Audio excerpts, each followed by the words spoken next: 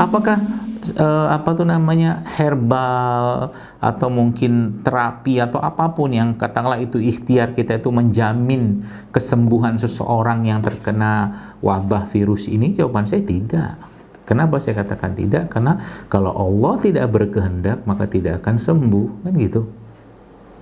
Ya, kita sudah sering dengar ya kalimat faiza maritu fahuwa yashfin. Ya. Jadi dan jika aku sakit Allah menyembuhkan. Kalimat sederhana ya, tapi maknanya luar biasa. Pasti sangat dalam maknanya di situ, ya. Jadi Masya Allah ya teman-teman sekalian, saya melihat ada juga kisah ya seorang ya saya sebutkanlah seorang karyawan lah di sebuah BUMN. Itu cerita itu dia salah satu petingginya lah di sana. Teman saya menceritakan nih, beliau ini nih hobinya itu ya karena ketakutan terus gitu, akhirnya swab segala macam. Tapi akhirnya qadarullah beliau yang akhirnya kena virus ini gitu kan. Gara-gara apa? Ya terlalu cemas. Ya. Jadi bahasa saya ini ya tidak untuk dipelintir, berarti kita nggak perlu berikhtiar, bukan itu maksud saya. Kalau ikhtiar itu dilakukan dalam keadaan tenang, dalam keadaan keimanan, dalam keadaan keyakinan kita yang kuat dan tinggi pada Allah, maka ikhtiar apapun itu akan jadi solusi yang sangat baik untuk kita. Ya, mau makan kustul hindi kayak mau makan kustul bahri kayak kustul-kustul yang lain, kalau seandainya ketenangannya nggak ada, keimanannya lemah, tetap dia pasti tidak akan berefek, Bapak Ibu sekalian.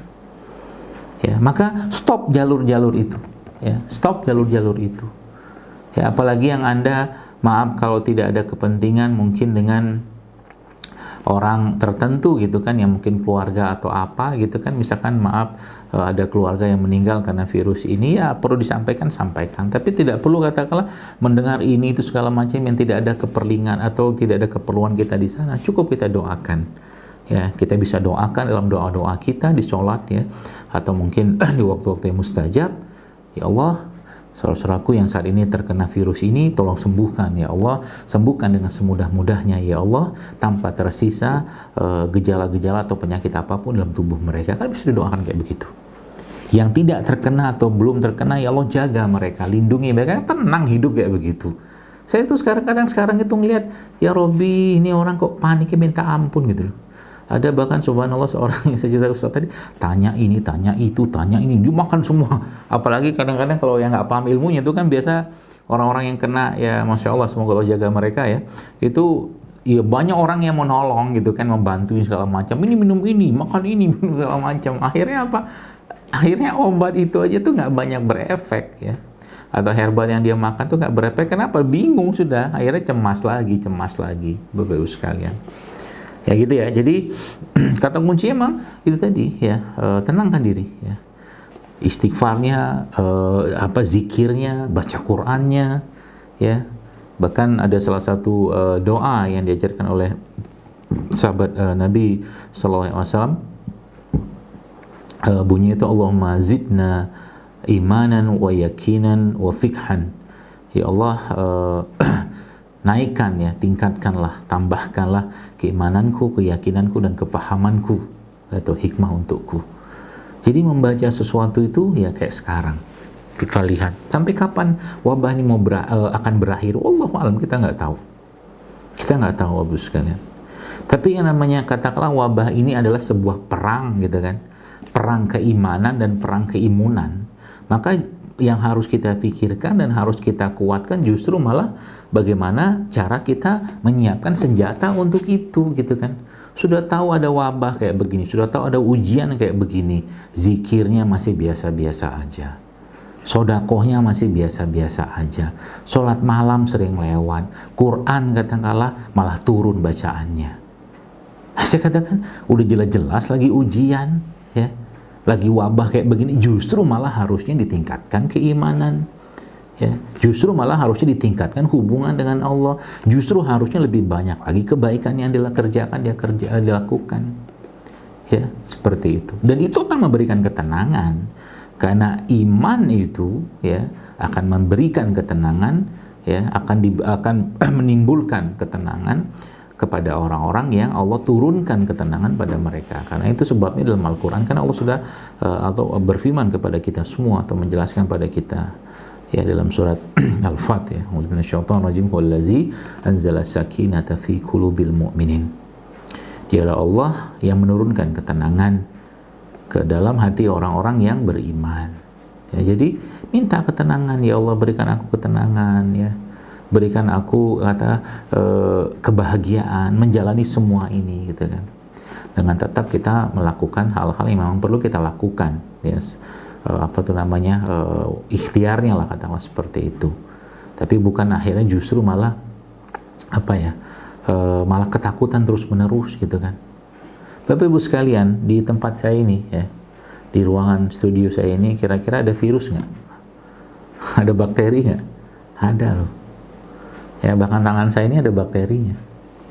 Ya, di tempat ini di AC itu kan ada virus-virusnya tuh. Subhanallah ya, tapi nggak kelihatan kan? Nggak kelihatan. Emang kita nggak dibuat atau ditakdirkan untuk tidak melihat mereka. Ya, karena kalau lihat repot kita. Ya, kalau mata kita kayak mata mikroskop elektron yang sampai berapa ratus ribu kali itu bisa melihat sesuatu, repot kita. Sini bakteri, situ bakteri, ini bakteri semua di sini. Ya. Jadi akhirnya apa? Akhirnya ya ujung-ujungnya takut, kepanikan. Saya pernah baca sebuah penelitian tentang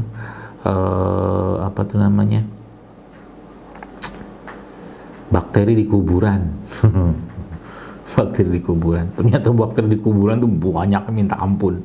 Kebayang nggak begitu banyak orang gitu kan, dari berbagai suku bangsa, dari berbagai usia, dari berbagai penyakit yang dideritanya. Subhanallah, itu teman-teman kebayang nggak berapa banyak bakteri itu, banyaknya luar biasa. Tapi justru malah yang menarik itu Bapak Ibu sekalian, teman-teman, Nabi kita SAW justru malah menganjurkan ketika berada di pemakaman untuk membuka alas kaki. Ya, sendal sepatunya dibuka. Supaya apa? Supaya kaki kita itu kenalan sama mereka. Ya, atau mungkin kulit kita itu berkenalan dengan mereka. Dan tidak ada masalah sebenarnya. Ya, kenapa tenang-tenang saja? Kalau bahasannya atau pembahasan kita di sini adalah tiap hari kita bertemu virus apa segala macam kayak begini, maka harusnya yang paling banyak penyakit itu adalah dokter dan perawat. Tiap hari mereka ketemu loh. Iya kan? Tiap hari mereka ketemu pasien, orang-orang yang sakit berat, tapi subhanallah ya Allah takdirkan mereka tetap terjaga ya, dan tidak sakit juga ya. Sakitnya justru malah kena penyakit yang lain. Itu ya, jadi keimanan. Ya, jadi keimanan seperti yang tadi saya sampaikan itu yang perlu kita naikkan, di upscale, di upgrade gitu kan. Kakak cekikiknya dikurangi dulu ya. Kalau bahasa kampung saya tuh hau-hau. Hau-haunya dikurangi dulu lah, yang nggak penting-penting itu kurangi dulu lah gitu lah. Atau mungkin di stop dulu ya. Ngobrol sama teman yang nggak ada faedah, nggak usah gitu deh. Atau hal-hal yang sifatnya mengganggu ketenangan hati, jiwa, pikiran Anda. Ya, maka itu di saat seperti ini kalau kita mau ceritanya menjaga diri itu di stop, jalur-jalur, saluran-saluran itu di stop, ditutup semua. Ya, jadi kalau sudah ditutup, insya Allah lebih aman jiwa kita.